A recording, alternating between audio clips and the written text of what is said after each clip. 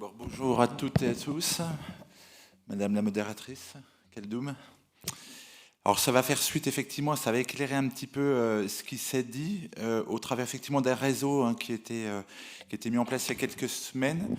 Donc pour parler d'éthique, alors moi j'ai d'autres fonctions, notamment je suis directeur d'espace éthique Bourgogne-Franche-Comté, et puis je suis également docteur en éthique médicale, donc ce qui me permet un petit peu plus d'approfondir ces sujets, notamment dans le domaine de la recherche. Alors, merci tout d'abord pour votre invitation. Alors, l'éthique, c'est une manière de penser, d'une part, et de se questionner en permanence. Alors, il ne faut pas s'imaginer que c'est philosophique. La philosophie, c'est très théorique, même si on a vu avec Cyril Goulnock sur l'intelligence artificielle qu'on peut mêler de la philosophie et de l'éthique. Mais nous, on aura à se questionner sur des situations très particulières, très singulières. Alors, ce qu'on appelle la casuistique, c'est au cas par cas. Et on voit bien au travers des discussions et des débats qu'il y a eu les précédentes présentations, que c'est compliqué. C'est compliqué parce que ça intègre ou ça fait intervenir beaucoup de choses sur le plan organisationnel, sur le plan humain, sur le plan culturel. Voilà. Mais on ne doit pas se passer de l'éthique et notamment de penser, de se questionner en permanence. Et la décision qui sera prise, elle sera bien évidemment, comme ça a été dit, collégiale. Il n'y a qu'une seule personne qui décide. En général, c'est celui qui prend la décision et qui s'occupe du malade. Et par contre, la discussion sera collégiale. Alors l'éthique, c'est déjà une confrontation à soi-même quand on va entamer une discussion de limitation de l'arrêt de traitement qui peut conduire à un décès. On est confronté à soi-même, à ses propres valeurs, et ces valeurs, elles doivent être partagées par d'autres, bien évidemment. C'est-à-dire qu'il faut probablement amener cette culture éthique dans le champ de la réanimation et pas que, mais également avec les autres collègues, urgentistes, internistes, oncologues, pour faire en sorte que les décisions qui soient prises ne soient pas que le seul fait d'un réanimateur, mais elles soient faites aussi d'autres personnes sur le plan pluriprofessionnel. Alors pour reprendre la définition de l'ANES, l'Agence nationale de l'évaluation et de la qualité des établissements médico-sociaux et sociaux, l'éthique c'est avant tout une réflexion. Alors est-ce qu'on se laisse suffisamment de temps pour réfléchir dans un service de réanimation? On a vu effectivement les normes, les contraintes qui ont été imposées en termes de soins. Est-ce qu'on a pris en compte cette dimension réflexive dans le soin? C'est pas évident, y compris sur des décisions qui seront thérapeutiques ou diagnostiques. Les décisions, comme on parle de collégialité, ça prend beaucoup de temps. Donc qu'est-ce que c'est intégré dans la charge en soins? Et ça a été discuté avec Jean Régnier hier, c'est pas sûr. Donc à nous en tout cas de l'imposer, et que lorsqu'on va discuter, y compris avec l'équipe soignante de manière pluriprofessionnelle, ça soit intégré dans notre temps. Alors ça tient compte des contraintes, comme je le dis, ça peut être des contraintes organisationnelles de temps, on manque souvent de temps, mais peut-être qu'on ne sait pas prendre le temps. Et quand on prend le temps, on arrive à prendre des décisions beaucoup plus rapides, beaucoup plus opérationnelles, qui permettent de gagner du temps sur la suite. Alors les situations déterminées, c'est des situations qu'on a quotidiennement, régulièrement dans les services de soins et pour lesquelles on doit se positionner pour prendre des décisions. Et on peut reporter aussi une décision. Ce n'est pas parce qu'on en discute de manière collégiale qu'à la fin on doit décider de quelque chose. On peut revenir le lendemain, le surlendemain sur une discussion pour prendre une décision qui sera un petit peu plus éclairée. Or l'éthique, ce n'est pas une science à part. On fait tous de l'éthique bien évidemment. Et c'était rappelé notamment sur le terme d'autonomie, l'autonomie des malades. En tout cas, ce qu'on souhaite en termes d'autonomie, un peu moins sur le modèle nord-américain, on est plutôt sur des décisions partagées. On a quand même un rôle sur le côté paternaliste. Donc entre les deux, l'autonomie et le paternalisme. Et l'éthique va s'articuler avec les mœurs, la morale, la religion, avec notre culture. Et donc on va être obligé de faire avec, dans un cadre normatif, réglementaire, déontologique. On a cette déontologie, que ce soit vous sur le plan paramédical ou nous sur le plan médical, et finalement sur le plan législatif. Il ne faut pas imaginer en tout cas que la loi va permettre de décider pour vous, elle va simplement vous orienter, donner un cadre, et on interroge souvent l'éthique en situation. Dans cette situation, le législateur a prévu de faire comme ça. Sur le plan éthique, on pense qu'effectivement, c'est peut-être d'attendre ou plutôt de faire comme ça.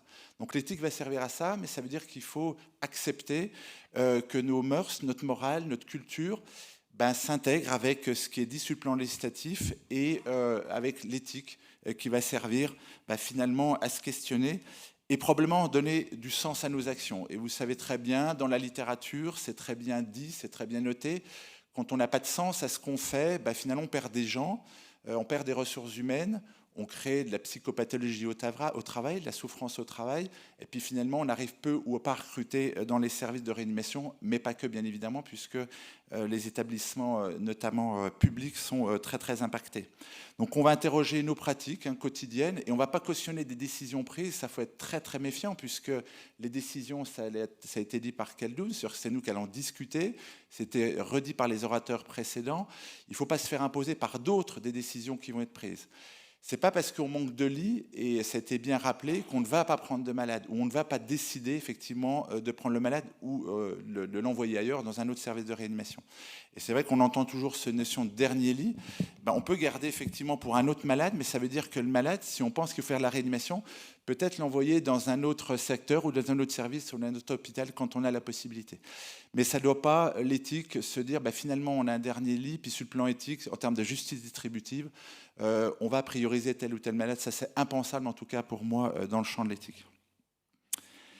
Alors la collégialité, on a parlé, il faut que ça soit pluriprofessionnel quand on peut, c'est jamais simple dans les services. Pluridisciplinaire, c'est encore mieux, intégrer le médecin traitant, le médecin référent. Et puis moi je dirais transdisciplinaire, c'est-à-dire qu'on travaille souvent avec sociologues, psychologues, anthropos, ethnos, philo, qui peuvent apporter des éléments également dans les prises de décision. Donc cette collégialité, elle est opérationnelle sur le terrain, et puis on peut la rendre un peu plus opérationnelle quand on fait intervenir d'autres personnes, ce qui a été fait à la chaîne FC, et à mon sens, c'était tout à fait pertinent de pouvoir se rencontrer au sein des équipes et puis de discuter du malade tous ensemble, ce qu'on n'a pas ou peu la possibilité, ou plus la possibilité de faire maintenant pour des contraintes qui sont aussi des contraintes de temps. Alors la Covid-19, c'est un accélérateur. On voulait depuis très longtemps, avec mon collègue Jean-Philippe Rigaud, initier un réseau d'éthique en recherche en soins critiques, pour faire de l'éthique et de la recherche appliquée sur comprendre les situations et ce qui se passe, parce qu'on a un certain nombre de situations complexes, ça a été rappelé. Alors moi je fais de l'éthique, on va se questionner, c'est comme hier avec Cyril sur la partie intelligence artificielle et philosophie, c'est-à-dire qu'on a des patients de plus en plus âgés, de plus en plus comorbides, et on a des systèmes de réanimation qui vont rester contraints, malheureusement, y compris avec le décret, qui va peut-être apporter un petit peu de souplesse, mais on aura toujours cette contrainte-là. Et ces patients âgés qui sont parfois en bonne forme, et puis on va être peut-être dans cette catégorie, en tout cas on se souhaite tous, qu'est-ce qu'on va faire de nous après ? Et puis la réflexion, est-ce que c'est à nous de l'apporter en se disant finalement c'est nous qui allons prioriser ces malades-là, si on n'a plus tant de comorbidité, je vous montrerai tout à l'heure avec un algorithme décisionnel, ou tel âge, est-ce que c'est à nous de le faire, ou est-ce que c'est aux politiques et à la société à se questionner? Donc l'éthique va permettre de questionner en tout cas ces questions-là, et surtout que ce ne soit pas les médecins en tout cas sur une guerre d'un week-end qui ait à discuter ou décider de la vie ou de la mort des patients qu'ils ont à prendre en charge.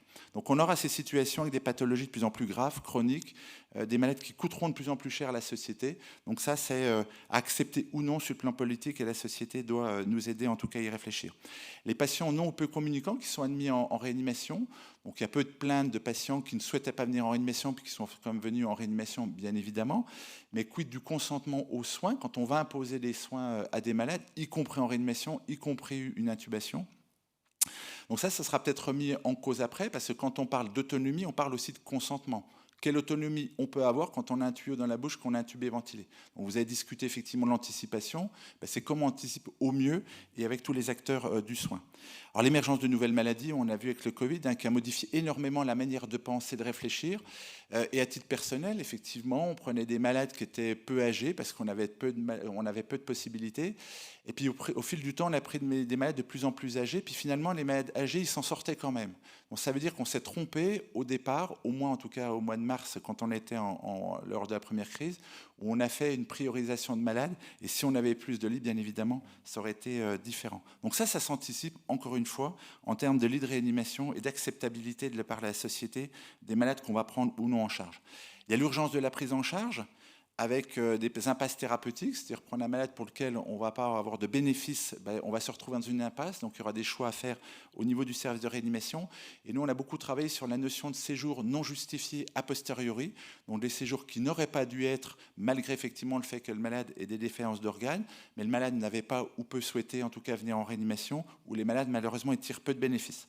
Donc je vous montrais dans une étude, on atteint quasiment 20% de séjours non justifiés. Quand on dit séjour non justifié, ça ne veut pas dire qu'on ne prend pas en soin puis on ne prend pas correctement en charge le malade. Donc ça veut dire que nous, au niveau des réanimations, des réanimateurs, il faudra probablement effectivement qu'on éclaire au mieux les choix politiques qui seront faits dans les années à venir. Alors c'était dit sur la trajectoire de vie, moi j'ai toujours du mal avec les échelles, les scores, les sélections, de savoir qui on doit ou non admettre. Je ne sais pas la qualité de vie que j'aurai, et peut-être qu'avec une qualité de vie dégradée, j'aurai quand même envie de venir en réanimation. C'est toujours difficile quand on est bien portant de prioriser en fonction de l'autonomie quand on n'est pas concerné. Alors on peut effectivement se projeter en disant ça peut être un frère, une sœur, ça peut être un parent, un grand-parent, on n'accepterait peut-être pas d'être dans ces conditions, mais c'est toujours difficile par anticipation, et encore plus avec un score qui a été montré tout à l'heure, où il s'est été validé chez les gériatres, et ce score a ensuite été extrapolé à la réanimation. On s'en est servi dans le domaine de la réanimation. Le parcours de soins, est-ce que le patient il est impliqué habituellement dans son parcours de soins? Mais j'ai la réponse, puisqu'on a beaucoup étudié ce phénomène-là. Peu, notamment dans les parcours d'onco, d'hémato, ils sont peu, en tout cas, décideurs de leur parcours de soins, de leur ligne de chimiothérapie. On leur parle peu ou rarement de la réanimation dans le parcours de soins. Donc cette anticipation doit se faire en se questionnant sur j'ai une maladie grave, chronique, cardiaque, rénale, hépatique, onco-hématologique. Dans le parcours de soins, les traitements vont faire en sorte que je peux arriver en réanimation parce que je serai en aplasie avec un risque infectieux. Et donc ça nécessite de l'anticiper et que les réanimateurs se projettent dans ces RCP et aillent voir les malades par anticipation avant qu'une situation d'urgence. À quid de la loi Claeys-Leonetti, son application? On a parlé des directives anticipées, c'est effectivement très compliqué, ça nécessite d'être étudié. Qu'est-ce que l'obstination déraisonnable? Alors c'est vrai que c'est facile d'en parler entre nous. Qu'est-ce qu'on n'accepterait pas en vieillissant? Voilà, une jambe en moins, un bras en moins, c'est toujours très compliqué. La notion de collégialité et de personne de confiance, on n'en a pas en réanimation de personne de confiance, mais ce qui est normal, puisque ça doit être décidé en amont du séjour. Dans des situations urgentes, bien évidemment, ce n'est pas décidé. Et souvent, on prend la personne à prévenir ou la personne qui est présente pour la personne dite de confiance. Donc ça nécessite effectivement un vrai travail. Donc l'éthique est là pour éclairer cette loi qui dit c'est la personne de confiance qui va aider à la décision quand le malade ne peut pas. On voit bien que l'éthique dit non, mais la personne de confiance, on ne l'a pas forcément dans des situations d'urgence. Donc l'éthique sert à ça, à se questionner sur ces problématiques qui peuvent être rencontrées notamment dans le cadre de la loi. La place des différents acteurs de soins en tant que soignants, paramédicaux, quelle est votre place dans la prise de discussion? Pas de décision puisqu'elle reste médicale, mais elle peut éclairer des choix au niveau d'un service. Donc quelle est votre place? C'est une vraie question qui doit être posée au niveau des services.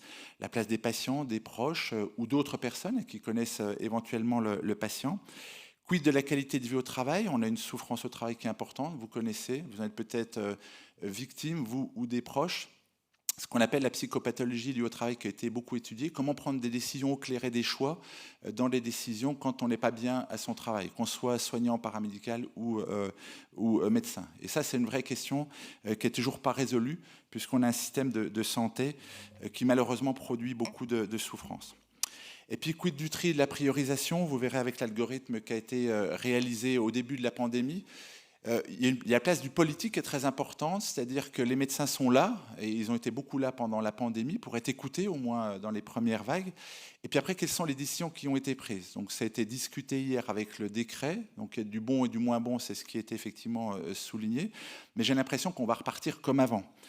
Donc ça, c'est à nous d'éclairer. Et comment on peut l'éclairer? C'est en discutant, comme c'est le cas aujourd'hui, sur ce que les uns et les autres font, comment on voit les choses, et on les voit forcément de façon un tout petit peu différente. Et voilà, ça laisse toute sa place, en tout cas, à un réseau de recherche, et j'expliquerai pourquoi encore après. Et puis la place de la société civile, on sera aussi à un moment à faire des choix, on sera aussi peut-être malade ou avec des proches qui seront malades. Donc le destin, en tout cas, en termes de santé, ça nous appartient aussi pour éclairer en tout cas ce qui sera décidé un peu plus haut. Donc finalement, cette anticipation, comment on peut anticiper une décision dans des situations complexes, en situation un petit peu d'urgence? Il y a le respect des volontés des patients, mais il faut qu'ils puissent les exprimer. C'est-à-dire que les directives anticipées, ce n'est pas le bon modèle, parce que si c'était le bon modèle, ça marcherait. Donc on voit bien qu'on n'a pas trouvé la bonne solution. Mais l'histoire veut que le président du CCNE à l'époque était voir aux États-Unis ce qui se passait. Ça faisait suite aux différentes affaires qu'il y avait au niveau national, puis a dit, voilà, aux États-Unis, ils ont tel dispositif, donc nous, on va faire les directives anticipées. Sauf que ça n'a pas tenu compte de la culture de notre pays, de la manière dont on fait, la manière dont on décide, le côté très paternaliste qui était quand même en nous. Et ça, c'était en 2005, même si en 2002, effectivement, on rendait un petit peu plus autonomes les patients par rapport à des décisions médicales. Voilà, donc les directives anticipées, on fait peu ou pas, parce que c'est peut-être pas le bon moyen. Donc ça, c'est des questionnements éthiques qu'on doit avoir pour savoir effectivement quels étaient les souhaits, comment on peut éclairer des décisions respectant les volontés des patients. Donc on va s'aider des proches, après quid du proche, qui est le mieux placé pour éclairer une décision. Donc ça, c'est des questions qu'on se pose sur le plan éthique. Alors, il y a les niveaux de soins, les niveaux d'engagement thérapeutique qu'on peut avoir en réanimation. Donc, nous, on a niveau A, B, C ou 1, 2, 3 dans certains secteurs. Donc, ça, c'est décidé quotidiennement. Et comme le disait Éric Maury, il faut que ça soit remis en cause quotidiennement, justement. C'est-à-dire, c'est prescrit, c'est discuté, c'est échangé. Mais peut-être que mon collègue qui va revenir le lendemain, qui sera moins fatigué, qui aura pu se reposer, qui aura vu le dossier différemment, qui ont peut-être vu la famille, les proches, aura une position différente dans un sens ou dans l'autre. Donc l'importance de ces niveaux d'engagement, c'est qu'il y en ait, savoir ce qu'on fait, mais de ne pas décider d'un niveau d'engagement, c'est aussi une décision prise de continuer la réanimation, c'est qu'il puisse y avoir une remise en cause quotidienne, et puis on est là 24 heures sur 24, donc on peut se permettre en tout cas de réévaluer ces décisions quotidiennement.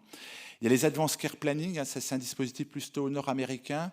Ils ont intégré très très tôt dans leur parcours de soins, quelle que soit la pathologie, le fait qu'on puisse à un moment donné se poser cette question de situation de fin de vie ou de situation délicate comme la réanimation. Donc dans leur parcours de soins, quelle que soit la pathologie, ils disent voilà, il peut m'arriver tous ces événements pour ma prise en charge, y compris dans le cadre d'une cirrhose, je veux ça, je veux pas ça. Voilà, donc là, c'est le respect de l'autonomie du patient.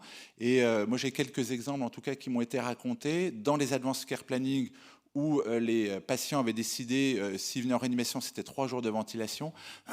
Et au 4e jour, ils étaient débranchés. Donc ça, c'est l'autonomie avec une bascule complètement inverse, effectivement, à ce qu'on peut proposer nous. Mais c'est vraiment dans le respect du choix des patients, de ce qu'on souhaite faire. Et ça, il faut l'inscrire dans le parcours de soins. Donc c'est très nord-américain. Et on essaie progressivement, nous en tout cas, de le mettre au niveau national, y compris dans les dossiers de soins. Et vous savez, il y a la certification, il y a une notion de pertinence. Alors, c'est très achasien, entre guillemets, c'est l'Haute Autorité de Santé qui dit est-ce que votre séjour en réanimation était pertinent. C'est compliqué à évaluer la pertinence d'un séjour de réanimation. On a toujours l'impression de faire du bien, en tout cas de ne pas faire trop mal. Mais évaluer si le patient aurait dû ou pas venir en réanimation, c'est compliqué. Donc on va attribuer des règles à des services, avec des règles qui sont dans le cadre de l'accréditation, qui ne seront pas forcément conformes à ce qu'on pense dans le champ des soins critiques. Donc ça, faire très attention de quelque chose qui serait très descendant, très normatif, très réglementaire, pour imposer un cadre qui ne serait pas du tout, mais ça a été très bien dit par le collègue, qui ne serait pas du tout ce qu'on voit sur le terrain. Donc pour réaliser tout ça, donc il y a eu les 2 viewpoints qui étaient très intéressants et importants sur le fait de mettre un cadre et puis les responsabilités légales. On a eu des choix à faire, on manquait de respirateurs. Alors maintenant, on a des respirateurs, mais on n'a plus de lits de réanimation ni de soignants. Et on a des lits de réanimation qui sont fermés. Et puis la responsabilité vis-à-vis des décisions qui ont été prises pendant la pandémie, de ne pas admettre, effectivement. Donc il y a eu peu de recours pour l'instant, mais j'ai peur malheureusement que ça vienne pour les décisions qui ont été prises en 2020 et un petit peu après dans les différents pics de pandémie. Et puis le fait de limiter ou d'arrêter un traitement chez un malade qui a un virus pour lequel on n'avait pas de traitement, finalement on s'est dit il a plus de 70 ans, 75 ans, un peu comorbide, ça fait 10 jours de ventilation. Et le malade, on l'a arrêté parce qu'il y avait d'autres malades qui toquaient à la porte de la réanimation. Ça s'est fait également, donc il faut le dire. Alors, ce n'est pas à nous de répondre aux questions des politiques, mais on va éclairer en disant peut-être effectivement on manque de moyens, ce qui était quand même beaucoup soulevé. On a parlé effectivement beaucoup des masques et des SHA initialement. On a eu beaucoup de matériel, mais le problématique des lits et du personnel soignant, il n'a pas été réglé. Alors, le CCNE qui s'est positionné, le Conseil national d'éthique, s'est positionné concernant le contexte exceptionnel de la crise Covid-19 et il avait déjà émis en 2009, c'est-à-dire qu'effectivement l'histoire se répète. 2009, c'était la pandémie de grippe H1N1, donc on a eu très peur, comme pour la pandémie Covid, donc il y a beaucoup moins d'impact bien évidemment, mais ça aurait pu avoir un impact aussi important. Et puis finalement, on n'a pas retenu les leçons, puisque effectivement, plus de 10 ans après, on s'est retrouvé dans la panade, y compris pour des simples masques. À l'époque, il y avait un avis qui avait été donné, c'est de dire les questions éthiques soulevées par une possible pandémie grippale, c'était l'avis 106 du CCNE, et il y avait rappelé les principes éthiques mis en œuvre, non pour proposer un habillage éthique aux choix nécessaires, que les pouvoirs publics seront à même à faire, mais pour alimenter la réflexion. L'éthique, c'est vraiment aider à réfléchir. On va pas, les choix politiques qui seront faits dans les prochaines semaines, mais l'éthique est là pour ça. Et puis là, nous sommes là pour ça.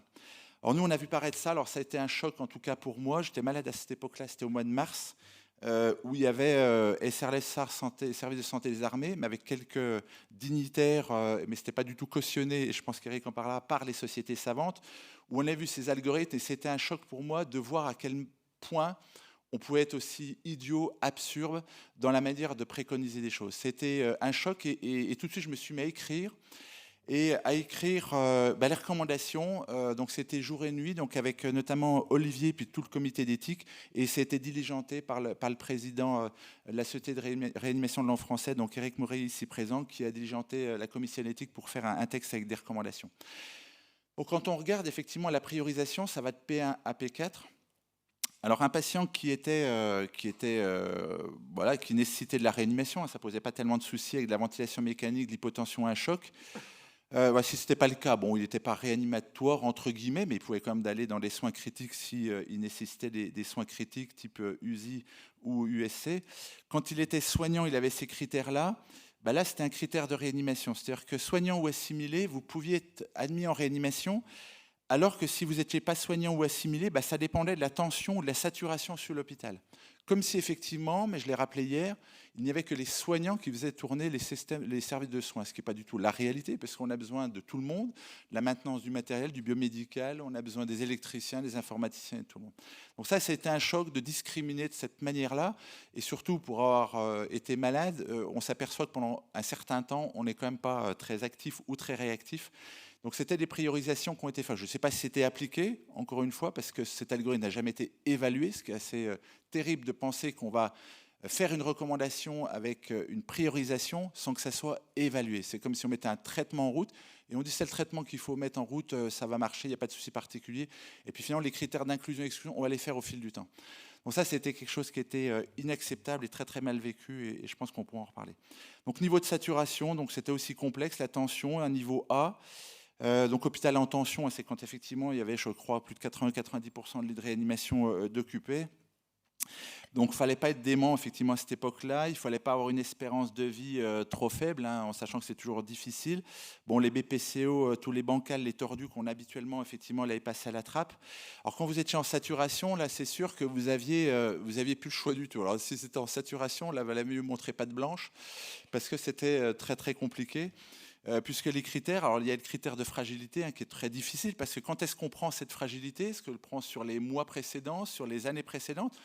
Vous êtes à un moment fragile 15 jours, 3 semaines avant d'être malade, on vous considère comme grabataire, effectivement, alors que vous êtes au lit depuis 15 jours, 3 semaines, si vous allez un petit peu moins bien. Donc c'est très compliqué, en tout cas extrapoler, surtout en situation où on a saturation, et de se dire, voilà, sur 2 ou 3 minutes, parce qu'on évaluait les malades très très rapidement, il ne faut pas s'imaginer qu'on faisait de la collégialité pendant des heures pour savoir ce qui était le bien ou pas pour le malade, déjà c'était en situation d'urgence. Alors ça avait un intérêt, en tout cas ces algorithmes de décision, c'était de répondre à un critère qui est la notion d'équité. C'est vrai, la notion d'équité, c'est on n'a pas tous les mêmes perceptions, en tout cas de l'espoir qu'on peut donner aux malades en réanimation, et cette équité fait qu'on va tenir compte d'un certain nombre de critères, contrairement à l'égalité où on va admettre tout le monde en réanimation. Donc vous avez ces critères, vous étiez directement P4, alors ça fait référence quand même dans le domaine de la psychiatrie, c'est toujours un petit peu bizarre. Et puis finalement, quand vous étiez en tension, si vous n'étiez pas en tension dans l'hôpital, vous aviez le score SOFA, donc vous introduisez encore une autre variable. Alors il faut savoir comment c'était mesuré, qui l'a mesuré, parce qu'on sait très bien, pour le faire régulièrement dans les codages, que ce soit l'indice de gravité simplifié, qui est un critère prédictif de la mortalité, ou le SOFA, c'est pas facile à coter, donc il suffit d'avoir un point de différence, puisque vous étiez à 7, et puis après, je crois que c'est à 8, vous passez de P1 à P2. Alors P1, P2, il faut aller voir ce que c'est. Donc vous êtes P2, c'est-à-dire que vous n'aurez pas accès à des thérapeutiques qui sont peu disponibles. Et il cite le monoxyde d'azote. Donc vous dites, finalement, à un près, je n'ai pas accès. Alors le monoxyde d'azote, je ne pense pas que ça révolutionne la science, mais c'est aussi d'autres thérapeutiques un peu plus innovantes.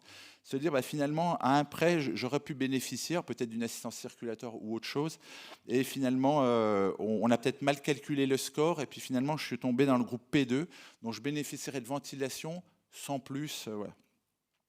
Donc ça, c'est quand même compliqué à percevoir, et quand vous le regardez avec 2 ans de recul, mais moi je l'ai regardé tout de suite avec beaucoup de recul, et je me suis dit, c'est pas possible, et quand on va en reparler, ce qui est le cas aujourd'hui, de regarder ça un peu à distance, ce qui est passé, c'est inacceptable. Alors c'est vrai que ça a été discuté, les critères, mais c'est une commission d'éthique, on a écrit avec toute la bienveillance, il faut savoir aussi ce qu'on met derrière ce terme de bienveillance, en disant, bah, effectivement, l'âge, ils ont raison, hein, l'âge, ça doit ou ça peut être un critère, voilà. On sait très bien, on ne va pas forcément admettre des malades de 95 ans et 100 ans dans un service de réanimation, quoique, ça dépend pourquoi. Bien évidemment, encore une fois, on peut faire la réanimation dite d'attente, la réanimation simplifiée, on peut traiter de manière relativement simple. On va tenir compte d'un tas de critères, mais sans forcément les citer ou les cibler, pour qu'effectivement, celui qui a décidé de manière collégiale, puisque c'est comme fait beaucoup de façon collégiale, puisse appréhender la pathologie, le malade, avec un regard qui soit éclairé par d'autres personnes. Et pas simplement avec un algorithme, il y aurait une personne qui dit je rentre dans l'algorithme et puis finalement, pof, pof, P4. Bon, bah écoutez, il n'est pas admis, puis c'est l'algorithme qui le dit.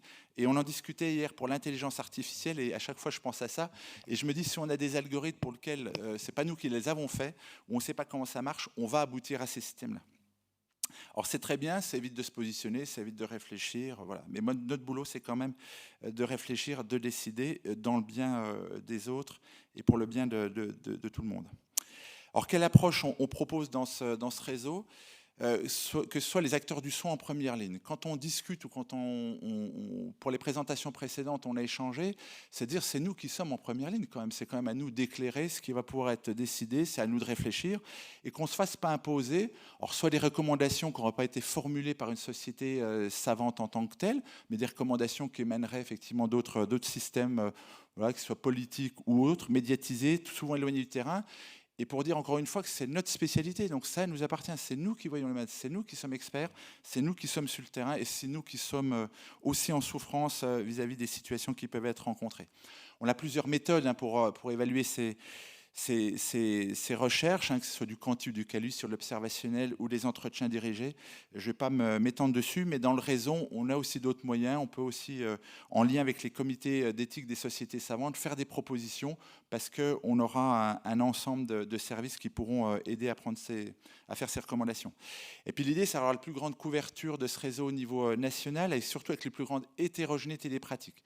L'idée, l'éthique, ce n'est pas d'homogénéiser les pratiques, bien évidemment, c'est de se dire on a des choix qui peuvent être différents, qui tiennent compte de problématiques différentes, peut-être de problématiques de culture de service, d'organisation, qui peuvent être aussi intéressants à évaluer. Et là, on a à peu près un peu plus de 50 centres au niveau national, donc ça va grossir petit à petit. On va refaire un petit peu de pub, parce qu'on va créer un site internet et puis passer par les réseaux sociaux, pour essayer de créer une espèce d'émulation sur le terrain des problématiques éthiques qui peuvent être posées. Alors on parlait de la souffrance des soignants, c'est une vraie problématique éthique d'être souffrant et de soigner des malades qui sont également souffrants. Là, c'est un vrai problème. Donc ça, c'est des sujets qui seront abordés. Et puis simplement, j'avais mis les noms. On a initié avec Jean-Philippe Rigaud. Alors tout est ouvert, hein, on n'est pas fermé, bien évidemment, avec d'autres paramédicaux, on travaille aussi avec des sociologues. Donc là, c'est un comité de pilotage qui s'est mis en route, mais bien évidemment, ça va évoluer, et puis d'autres prendront la suite dernière. Ça n'a pas vocation à ce qu'il n'y ait que 2 personnes qui dirigent ce réseau. On avait travaillé avec le docteur Jean-Philippe Rigaud sur la notion de séjour qualifié a posteriori non justifié. Il y avait 3 critères. Le malade avait fait directive anticipée, en tout cas ne souhaitait pas venir en réanimation. Finalement, le bénéfice-risque d'une admission en réanimation a posteriori, finalement, on s'est peut-être trompé. Sur le malade, mais on l'a pris en soin et puis on s'en est occupé correctement. Et puis la 3e possibilité, c'est le fait que finalement dans le dossier du patient, sans que le patient n'ait connaissance forcément, il avait une atteinte grave, chronique, maladie neuroévolutive, fibrose pulmonaire, qui fait que dans son dossier, c'était marqué effectivement pas de réanimation. Donc on a regardé que ces 3 critères-là, qui sont les critères de la littérature, voir combien ça faisait de patients en pourcentage. Et puis, alors, nous, on est à gauche, à Dijon, ça fait 22,6%. C'est-à-dire qu'effectivement, on admet beaucoup de malades pour lesquels ça ne paraît pas forcément justifié. On aurait peut-être pu faire différemment. Après, il faut travailler sur comment on aurait pu faire différemment. Et ça a été dit par Thomas, notamment sur l'anticipation. Et puis, le moins, je crois que c'était à Dieppe, il y a Trévenant qui a participé, et Chalon-sur-Saône qui ont participé. Bon, simplement, puis je terminerai après, c'est le premier travail qu'on a fait concernant une enquête de pratique, donc ça c'est relativement simple à faire sur l'AIM-Survey, sur cette notion de séjour qualifié a posteriori non justifié, qui pourrait se dire finalement si on a des séjours qualifiés a posteriori non justifiés, c'est peut-être qu'on prend des lits de réanimation pour des patients pour lesquels on aurait peut-être pu éviter de les prendre, Et donc, dans un système un petit peu contraint, c'est comment on fait pour les éviter. Il y avait quelques critères. Alors, on a fait un focus group qu'on fait souvent dans le domaine des SHS. Un focus group, on donne un tas de critères, voilà, et puis ensuite, on vote sur des critères. Et puis ensuite, on met à l'épreuve des votes ces critères. Et là, il y avait à peu près 150, un peu plus de 150 participants du réseau qui ont répondu. Et finalement, les critères qui ont été retenus, parmi tous les critères, et là je vais citer ceux où il y a plus de 70%, c'était l'absence de bénéfice, en sachant que le bénéfice, c'est comme on le définit en termes de soins. Est-ce que de soulager de la douleur, y compris en réanimation, c'est pas un bénéfice pour le malade? Donc il faut bien savoir de quoi on parle. La notion de dégradation de la qualité de vie, d'autonomie, ça a été rappelé, de fragilité. Donc ça, c'est des critères à prendre en compte. Après, à nous de voir comment on veut les prendre en compte. Le patient s'est exprimé, où il y avait un pronostic défavorable à court terme, à moins de 3 mois. Mais ça aussi, c'est des critères qui sont discutés sur le plan éthique. Pourquoi je ne prendrais pas un malade qui, effectivement, 3 mois, 6 mois de survie? Pourquoi, effectivement, on ne pourrait pas faire passer un cap pour qu'il puisse avoir ces 3 mois, 6, 8 mois, y compris en soins palliatifs à la maison? Donc ça, c'est des vraies questions éthiques pour lesquelles les réponses, on peut y apporter des éléments, mais ça aura peut-être un coût sur le plan sociétal, puis il faut que ça soit accepté également sur le plan politique. Concernant les circonstances, ça, on peut jouer dessus. On a un projet, d'ailleurs, sur cette thématique. Alors souvent, ce sont les patients qui arrivent en réanimation pour lesquels on n'a pas de renseignements, puis finalement on se dit, bah oui, si on a vu ce renseignement-là d'une fibrose pulmonaire évoluer, finalement, on ne l'aurait pas pris. Mais on n'avait pas ce renseignement parce qu'on est mal informatisé, on n'est pas informatisé parce que le dossier n'est pas sorti, parce qu'on n'a pas regardé, voilà, parce que c'était la guerre, parce qu'on n'a pas pris le temps. Donc ça, c'est une philosophie aussi à avoir quand on refuse ou on accepte un malade, c'est d'aller un petit peu, sauf situation d'urgence, dans le dossier pour voir ce qui était noté pour que, effectivement, l'éclairage qu'on va donner sur la décision, ça puisse être, on puisse y apporter des éléments concernant le dossier de soins. Alors la non-condescence et puis l'absence d'anticipation d'une potentielle situation aiguë, on voit beaucoup ça, nous, en onco et en hémato, où finalement, on sait quand on fait des aplasies à des patients, ils ont un risque d'infection, mais si on ne leur parle pas de ce qui pourrait leur arriver, et notamment la réanimation, c'est difficile d'anticiper. Donc là-dessus, on peut avoir des leviers. Ça veut dire que les réanimateurs, il faut qu'ils expliquent aux collègues ce que c'est que la réanimation, ce qu'on peut y apporter, ce qu'on n'y apportera pas, malheureusement, en termes de bénéfices.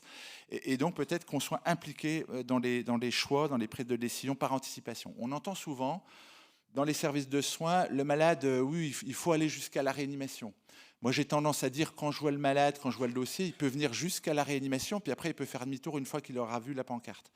C'est-à-dire que nous, si on n'est pas impliqué dans les choix qui sont opérés par anticipation, finalement, on va subir des événements qui seront le malade en réanimation. Alors, on les prendra en soin de façon correcte, ça ne pose pas de souci, mais je pense qu'on peut décider en amont, de façon suffisamment tôt, quand on a un patient qui est âgé, comorbide, avec une pathologie chronique, je pense qu'on peut faire des choix et avec des réanimateurs.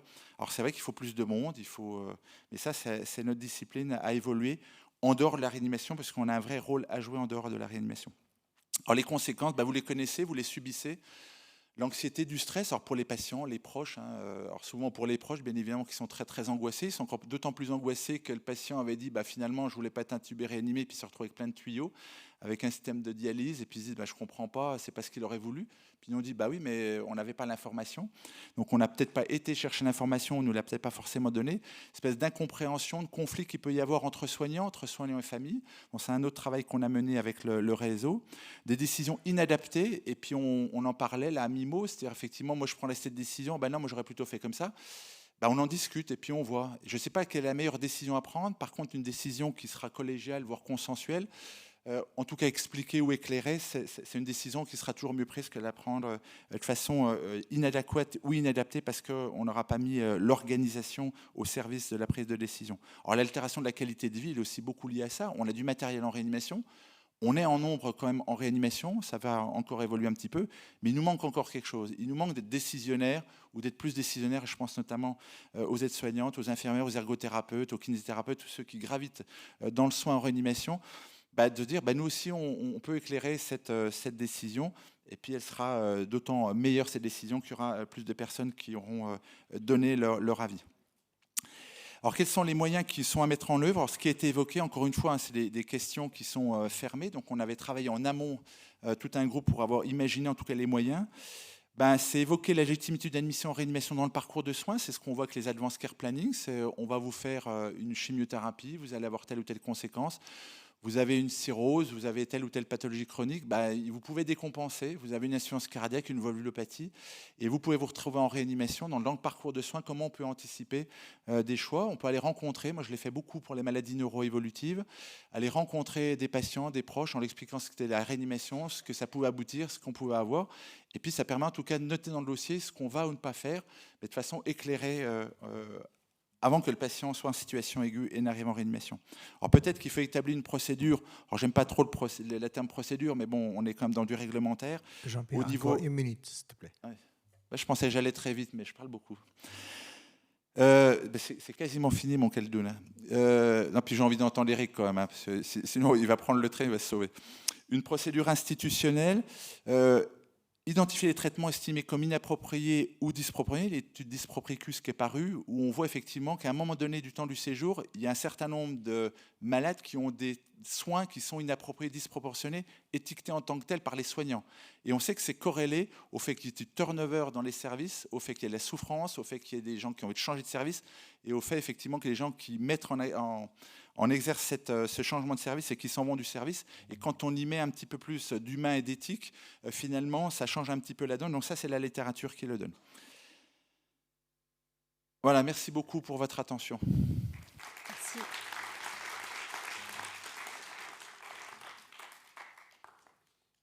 Avez-vous des questions ?